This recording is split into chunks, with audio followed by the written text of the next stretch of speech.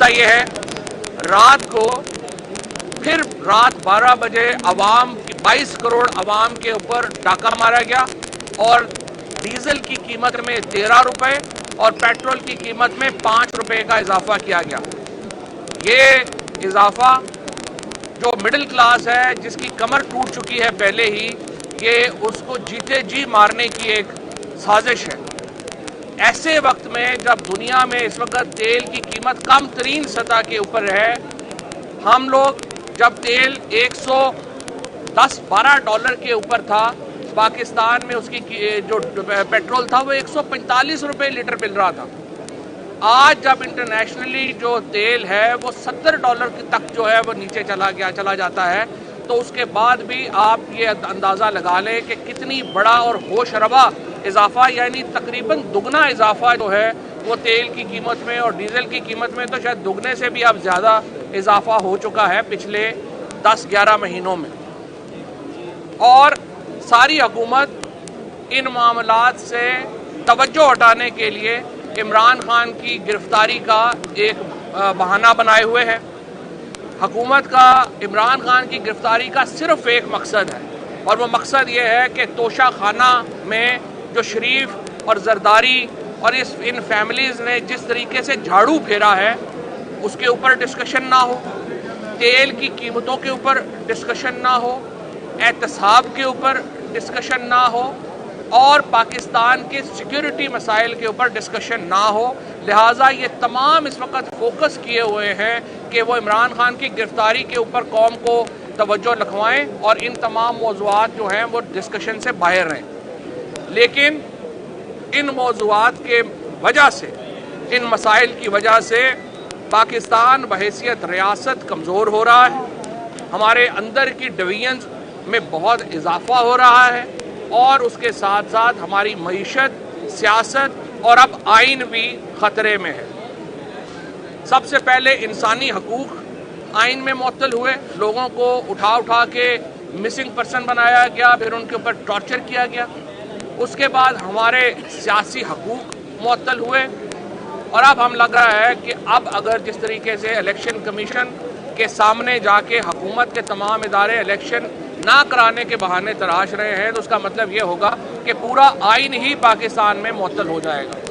Supreme court کے احکامات جو ہیں ان کو بالکل ردی کی طرح ٹریٹ کیا جا رہا ہے. ہائی کورٹ کے احکامات دل ہوتا ہے تو اس کے اوپر عمل درآمد ہوتا ہے، دل ہوتا ہے تو عمل درآمد نہیں ہوتا. اور ایک میجسٹریٹ کا حکم کی امپلیمنٹیشن کے لیے پورا لاہور، پورا پاکستان جیم ہو جاتا ہے. اسلام آباد پولیس کو ہیلی کاپٹر اور جہاز ایسے دیے جاتے ہیں جیسے وہ ٹیکسی ہیں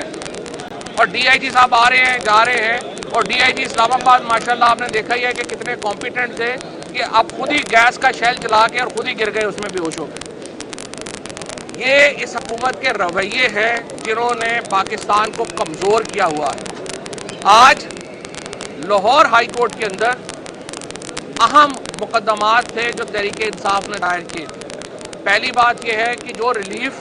آپریشن کو روک کے کل لاہور ہائی کورٹ میں جسٹس طارق صاحب نے دیا تھا، لاہور کے شہریوں کو دیا تھا، یہ تحریک انصاف کے لیے نہیں تھا، یہ لاہور کے شہریوں کے لیے تھا، پاکستان کے لیے ریلیف تھا. اس کو انہوں نے اس میں توسیع کر دی ہے اور ہدایت یہ کی ہے انتظامیہ کو بھی اور ہمیں بھی کہ ہم آپس میں بیٹھیں اور معاملات کے اوپر گفتگو کر کے آگے چلیں. ہم تیار ہیں، ہمیں کوئی پرابلم ہی نہیں ہے انتظامیہ کے ساتھ بات چیت کرنے کے لیے. اور ہمیں جو لاہور کا جلسہ ہے اس کے اوپر، ریلیز کے اوپر اور جو معاملات ہیں، ہم معاملات بگاڑنا چاہتے ہی نہیں ہیں. جس طرح عمران خان نے کہا ہمارا انٹرسٹ تو یہ ہے کہ پاکستان کے اندر ایک امن رہے اور ہم الیکشن کی طرف جا سکیں. لہٰذا امن امان خراب کرنا وہ آخری چیز ہوگی جو تحریک انصاف چاہے گی. ہم چاہیں گے امن امان ہو اور لوگ آئیں اور ان کو ووٹ ڈالنے کا حق ملے. لہٰذا ہم نے یہ جو انتظامیہ ہے اس کے ساتھ بات چیت کرنے کے لیے بالکل تیار ہے اور جو بھی ریزنیبل بات ہوگی. ہمارا عمران خان کی جو معاملہ ہے، آپ کو میں تھوڑا بیک گراؤنڈ دوبارہ بتانا چاہتا ہوں. پچھلی دفعہ عمران خان جب اسلام آباد گئے 4 عدالتوں میں پیش ہوئے اس دن میں. 5ویں عدالت میں بھی پیش ہونے میں کیا پرابلم تھی، وہاں پہ بھی ہو جاتے ہیں. لیکن یہ مسئلہ یہ تھا، اسپیسیفک اطلاع تھی کہ عمران خان کے اوپر F8 میں قاتلانہ حملہ ہونا ہے. اسی لیے ہم نے اس عدالت سے درخواست کی کہ یا تو جوڈیشل کمپلیکس میں آ کے آپ حاضری لے لیں, دوسری صورت میں آپ ہمیں ویڈیو لنک سے حاضری کرنے دیں. یہ جو وہاں پہ وہ صرف حاضری کے لیے وارنٹ ہے, وہاں پہ کوئی گرفتاری یا کوئی ایسا ایشو نہیں ہے, تو ہمیں جانے میں کیا پرابلم ہے وہاں پہ. معاملہ صرف یہ ہے, اسپیسیفک انفارمیشن تھی عمران خان کے اوپر قاتلانہ حملے کی, اور اگر عمران خان کو اصل مقصد اس حکومت کا یہ ہے جو ہم دیکھ رہے ہیں, یہ جان بوجھ کے ایکسپوز کرتے ہیں کہ ان کے اوپر قاتلانہ حملہ جو ناکام ہوا ہے اس کو کامیابی میں کیسے بدلنا ہے, کیونکہ یہ انتہائی احمق لوگوں کے اوپر حکومت ہے جس کو نہ پاکستان کے لوگوں کی کوئی پرواہ ہے, نہ ریاستی مفادات کی کوئی پرواہ ہے, یہ صرف کرسی سے چمٹا رہنا چاہتے ہیں. ہمارا دوسرا جو مقدمہ تھا آج جو ڈویژن بینچ میں, وہ یہ تھا کہ ایک طرف تو عمران خان کے ایک میجسٹریٹ کا وارنٹ جو ہے اس کے لیے پوری ریاست اور ریاستی وسائل جو ہے وہ مختص کر دیے گئے ہیں, دوسری طرف عمران خان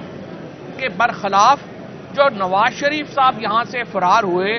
عدالت کو فراڈ کر کے فرار ہوئے, 50 روپے کا بانڈ دے کے شہباز شریف نے ان کو فرار کروا دیا اور خود وزیر اعظم بن گئے.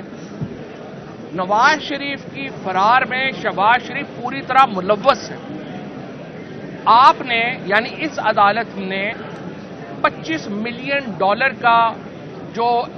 وہاں پہ شورٹی بانڈ تھا اس کو 50 روپے کے بانڈ سے تبدیل کر دیا, کیونکہ شہباز شریف نے کہا تھا. ہم نے یہ عرض کیا کہ ہمیں اس میں پارٹی بنائیں, مجھے اس میں پارٹی بنائیں تاکہ میں وہ حقائق سامنے لا سکوں کہ نواز شریف فرار کیسے ہوئے تھے, کس کس نے انہیں فرار ہونے میں مدد دی تھی. اور آج میں آپ کو صرف یہ بتا سکتا ہوں کہ آپ مریم نواز جن کے اوپر سب سے زیادہ جلسوں میں تقریریں کرتی ہیں,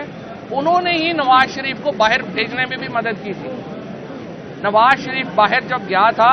میں وہ واحد اس وقت منسٹر تھا جو اس وقت بھی کہہ رہا تھا اس کو باہر نہیں جانا چاہیے, اور میں نے عمران خان صاحب کو اور کیبنٹ میٹنگ میں یہ بات کہی کہ اگر نواز شریف اس طرح سے باہر چلا گیا وہ انٹرنیشنل اسٹیبلشمنٹ کا